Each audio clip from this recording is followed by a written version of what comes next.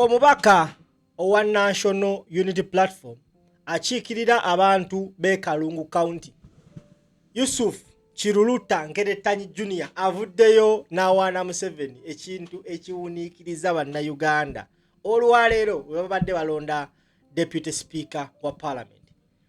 Njagala gwe ssebo bannyabo andaba owulirize video eno n'obwegendereza. I want you to pay attention to details.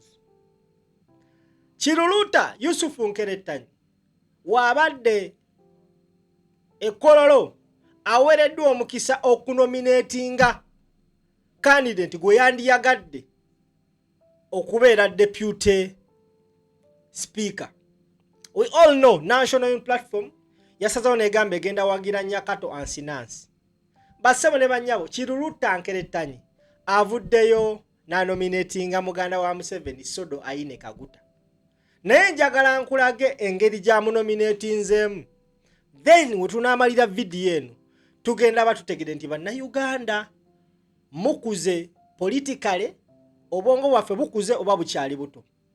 Kubanga abantu bavuddeyo okutabukira Nkeretanyi na buli kati bamusawula left right and center. Naye katulabe kwe kivudde abantu tabukira Nkeretanyi then tukomewo. Bampita Kali Lugambo Promax Simple MC. Let's watch and come back.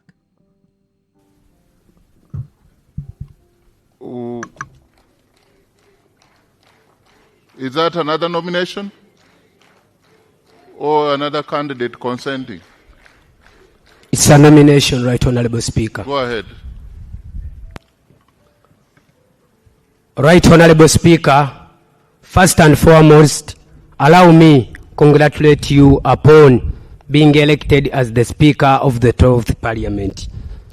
My name is Kiruluta Yusuf Junior Nkeretanyi, standing here as a representative of the people of Kalungu County East. Before I nominate my candidate, Right Honorable Speaker, allow me first and foremost recognize and appreciate the President of the Republic of Uganda for his presence. Your Excellency, the President of the Republic of Uganda, thank you for sacrificing yourself for the past 40 years to be the President of the Republic of Uganda. Right Honorable Speaker, the President has not only sacrificed himself, but he has sacrificed the members of the first family to take on the leadership positions of this family, something that cannot be taken for granted. Right Honorable Speaker, there seems to be a talent for standing as a sacrifice for the people of Uganda from the first family. I hereby, Right Honorable Speaker, as per Rule 6, Sub-Rule 1, 2, 3, and 4, and Article 82 of the Constitution of the Republic of Uganda, nominate my candidate. My candidate is not a minister, he is not a prime minister, and neither is he a vice president. And I go on to nominate my candidate, Honorable Sodo Ayine Kaguta, in a way of appreciating the first family for the tremendous work and sacrifice that they have given to this country. Right Honorable Speaker, by virtue of the fact that the 12th Parliament tends to have the biggest percentage having new members, Ayine Kaguta, being from the Kaguta family, stands out to lead us for the deputy speakership role by virtue of the fact that the new entrants of the 12th Parliament are many. And by virtue of the fact that the population of the Republic of Uganda, Right Honorable Speaker, with more than 80% below the age of 40 years, I think my candidate stands out at the age of 46 to represent the biggest population of the Republic of Uganda.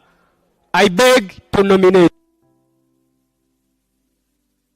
Is the awo nyini njagala osimbe wakati Yusuf Kiruluta Junior Nkeretanyi akakoze. Pay attention to details. Ensonga twajogeddeko olunaku olwaleero mu altercation ebadde ku social media between Honorable Betty Namboze Bakireke ne Kiseka Umaro. And trust me, Bannayuganda era bazzemu ne bagwa mu kabadi keekamu. First and foremost, there is what we call sarcasm mu politics. Ekyo ne Namboze yakikolako mu kulonda speaker mu 2021 we yavaayo na nominatinga General Moses Ali. Onako olwaleero I strongly believe eno move Betty Namboze ateeka okuba yagibaddemu.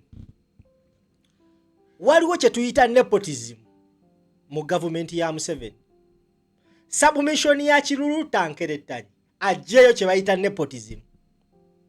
Agambye asose ne yebaza Museveni. Namugamba mwebaza okusacrificinga okubeera ng'afuga eggwanga lino. Namugamba era mwebaza okusacrificinga family ye n'abanga agiteeka mu bifo ebyenkizo mu family. We all know all Museveni's family members bayina ebifo ebyenkizo. Now, Nkeretanyi okwagala okujjayo nepotism mu Museveni anominatinze muganda wa Sodo Aine Kaguta awalaga abantu indirectly abakubisizza bwongo. Many of us tubadde tukatekedde era omuntu yenna abasinga bagenda salamu kalika party nga yebaza Museveni bakomaawo. Kyetwabagambe nti bannaye, let's learn to listen. I know so many people have started attacking Nkeretanyi. Nkeretanyi, after all that, agenze n'akimanya nti Bannayuganda bagenda kuba bitter ne statement ye. Nga omukulembeze ali accountable to the people. Akimanya abakulembeze abantu bafuga abasinga tebajja tegeera move gyabaddeko. Nkeretanyi agenze ku mukutu gwa X. N'ateekayo obubaka ng'ategeeza abantu ensonga lwaki akoze statement eyo mu kulayiza speaker. Ku post gy'akoze ku mukutu gwa X basebo ne manyabo kanjifune waneeno. Naye nga bwe nnoonya post eyo nyongera okutegeeza gwandaba omwana golaba ku screen yawo bambi mwana wa muganda wange nsaba sigenda koma kuba sigenda lekerawo kubasaba buyambi. Tusaba mwena Bannayuganda abalina obusobozi abalina mu kasente bambi mutukwasizeeko omwana oyo yeetaaga otwalibwe India bamujjanjabe. Ayina ekituli ku mutima naye amazima family ye akasente teyina. Nasazo nengamba ngenda kukozesa omukutu gwange buli video gye ngenda okukola ngenda basaba bannaye mbeegayiridde twagala kutuyamba tukwasizaako omwana oyo atwalibwe ebweru, omwana oyo alongosebwe e India. Family yo teyina sente ko ge mazima. Naye kyemmanyi Bannayuganda waliyo Bannayuganda abasobola oyamba gye bali tusaba tuyambe ku family eyo. Kyonna kyosobodde reach out to me on my personal number 0701 316 476. Nkubiraako tulabe tukwasaganya kyonna kyosobodde. Trust me kijja kuba kiyamba. Let's help this young soul. Tomanya ayinza okuba ekyomugaso eri eggwanga gye bujja maaso. Ayinza okuyamba omwana wo oba ayinza okuyamba omuzzukulu wo. Tuyambe omwana otumuwe omukisa okusobola okubeera omulamu.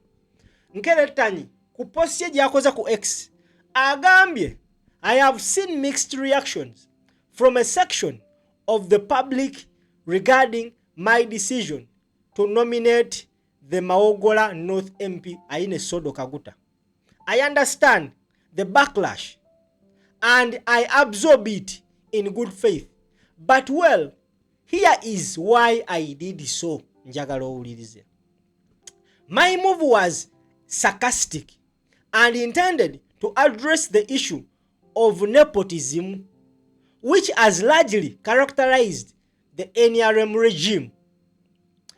A single family has dominated all the arms of government, cabinet, judiciary, and executive, and they are now decided how these other arms should be constituted. They have demonstrated that they can decide who becomes Speaker or Chief Justice. Yet these two arms of government and meant to be autonomous. It is against this background that I decided that Honorable Sodo, a member of the first family, equally takes up the position of the Deputy Speaker, since their family lust for authority and power in insatiable. Simanyi oba tukategedde bassebo ne bannyabo. Omukulu Nkeretanyi Kiruluta Yusufu ategeezezza eggwanga nti ekintu kino kyakoze okunominatinga Sodo Aine Kaguta. Ategedde nti abantu bangi bakifunye bubi era bamukubye ku social media okubula okumutta. N'agamba nti okunkuba kwammwe sikuwakanya era nkukkiriza.